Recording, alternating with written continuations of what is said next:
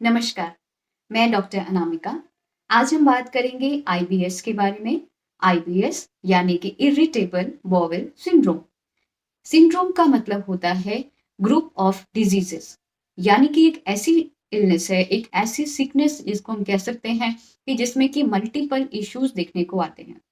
ये कैरेक्टराइज किया जाता है एब्डोमिनल क्रैम्प्स यानी कि पेट में मरोड़, ऐंठन जैसा दर्द महसूस होना, साथ के साथ जो मोटिलिटी है, इंटेस्टाइन्स की जो मोटिलिटी है यानी कि मोशंस का होना, उसमें चेंजेस देखने को मिलते हैं। यानी कि मुहुर्बद्धम, बार बार कॉन्स्टिपेशन, मुहुर्द्रवम यानी कि बार बार मोशंस जो है वो पतला होना, पेट खराब होना, ऐसा महसूस होता है। सबसे इम्पोर्टेंट देखा जाता है कि जो लोग खाना खाते ही जिनको बार बार मोशंस होने की टेंडेंसी है, उन्हें भी हम आईबीएस में कैटेगराइज करते हैं। आईबीएस एक ऐसी बीमारी है जिसमें सीएनएस का भी इन्वॉल्वमेंट है, यानी कि सेंट्रल नर्वस सिस्टम अपना एक इम्पॉर्टेंट रोल प्ले करता है। आईबीएस में देखा जाता है कि जो हमारा गट ब्रेन एक्सिस है, यानी एक ऐसा एक्सिस जो कि हमारे न्यूट्रिशनल लेवल को भी मेंटेन करता है, साथ के साथ डाइजेशन में हेल्प करता है। जब भी इंटेस्टाइन्स की तरफ से जो सिग्नल वेगस नर्व या स्पाइनल नर्व्स के द्वारा हमारी ब्रेन तक पहुंचता है, वो ब्रेन उसे इंटरप्रेट करके वापस से एफरेंट नर्व्स और हाइपोथैलेमस पिट्यूटरी एक्सिस के थ्रू इंटेस्टाइन्स को सिग्नल देता है, जिससे कि इंटेस्टाइन्स की मोटिलिटी में चेंजेस होते हैं। यदि सब कुछ नॉर्मल है तो एक रेगुलर पेरिस्टाल्टिक मूवमेंट के थ्रू आपका जो खाना है वो आपके आंतों में एंटर करते हुए पाचन होकर के जो भी आपके न्यूट्रिएंट्स हैं वो आपके शरीर में, आपके टिश्यूज में लग जाते हैं, और जो आपके शरीर को नहीं चाहिए वो in the form of stool वो रेक्टम और एनल रीजन से बाहर निकल जाते हैं। इस तरह से ये एक्सेस काम करता है, यानी कि आपकी जो पाचन है उसका इससे डायरेक्ट रिलेशन है।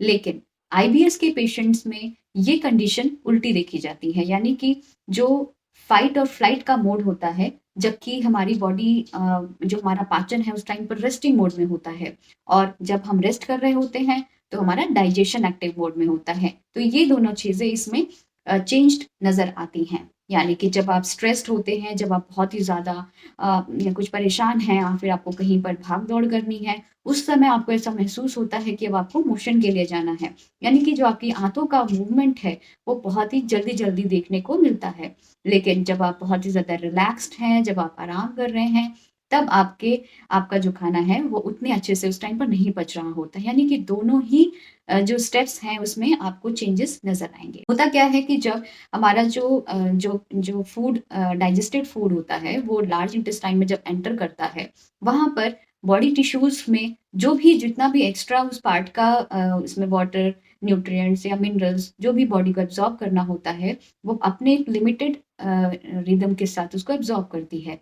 जब वो एब्जॉर्प्शन बहुत ही जल्दी जल्दी होता है, तब जो स्टूल फॉर्मेशन लास्ट में बनता है वो हार्ड हो जाता है, बिकॉज वहां पर उसकी जो नमी है वो पूरी तरह से खत्म हो चुकी होती है।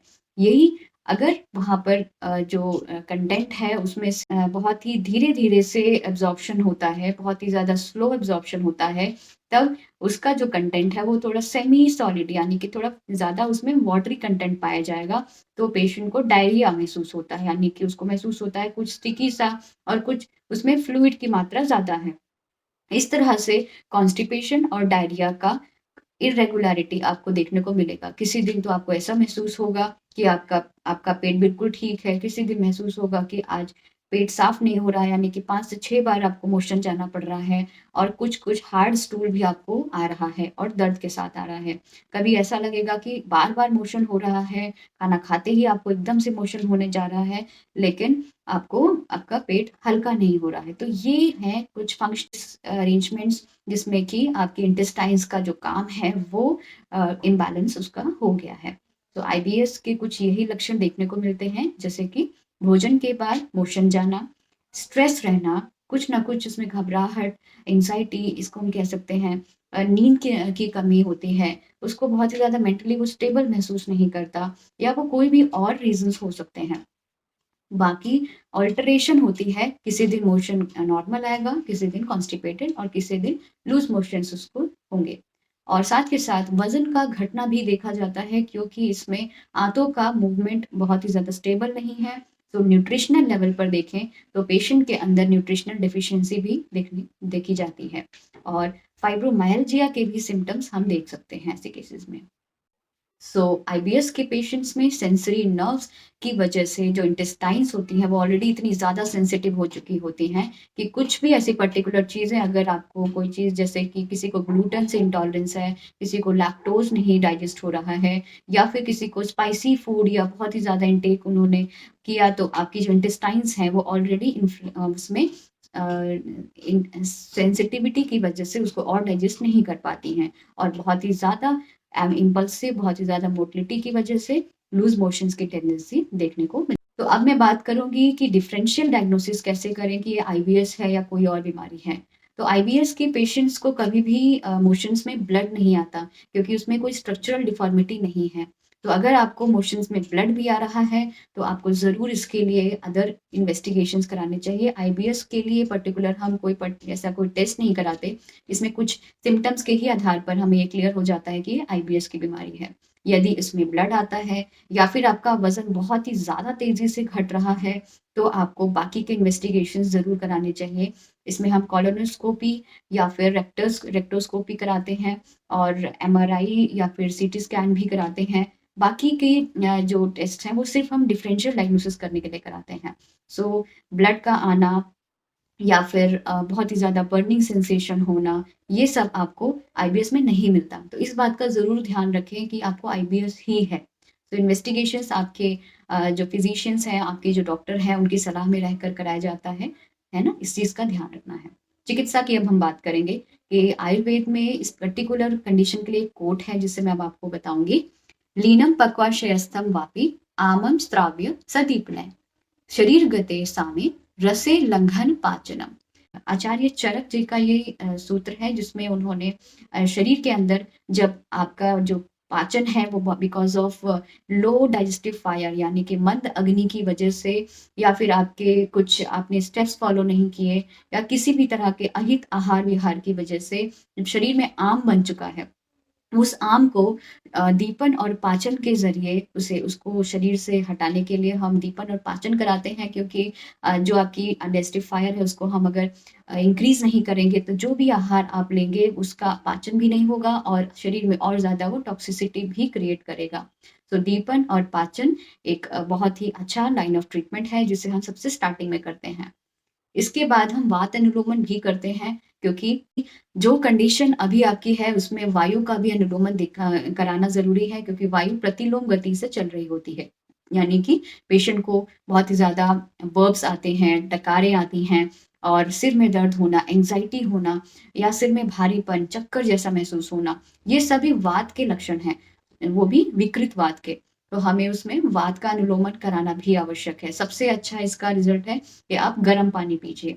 दिन में कम से कम 3 से 4 बार आप चाय की जैसे आप पीते हैं ऐसे गर्म पानी सिप्स में आप पिएँगे, तो आपकी जो वायु ऊर्ध्व गति में जा रही है उसको आप अनुलोमित कर सकते हैं। थर्ड पॉइंट इज़ मनो अनुकूलता, यानी कि अगर आप किसी तरह के साइकोलॉजिकल इश्यूज़ के थ्रू गुज़र रहे हैं और आपको कुछ भी इस तरह के सिम्पटम्स हैं, जैसे मैंने अभी बताया आपको एंग्जायटी है, या फिर आप स्ट्रेस में हैं, आपका वर्कलोड बहुत ज़्यादा है, आपके माइंड को रेस्ट नहीं मिल रहा, रिलैक्स नहीं फील कर रहे हैं, तो अपने ऊपर ज़रूर ध्यान दीजिए, बिकॉज़ अगर आपकी बॉडी में ये चेंजेस हैं तो वो एक सिग्नल दे रहे हैं कि आपको मेंटली अपने आप को पीसफुल करना ही होगा। उसके लिए आप कोई भी अपनी हैबिट को फिर से स्टार्ट कर सकते हैं, या फिर आप योगा स्टार्ट कीजिए, एक्सरसाइज कीजिए।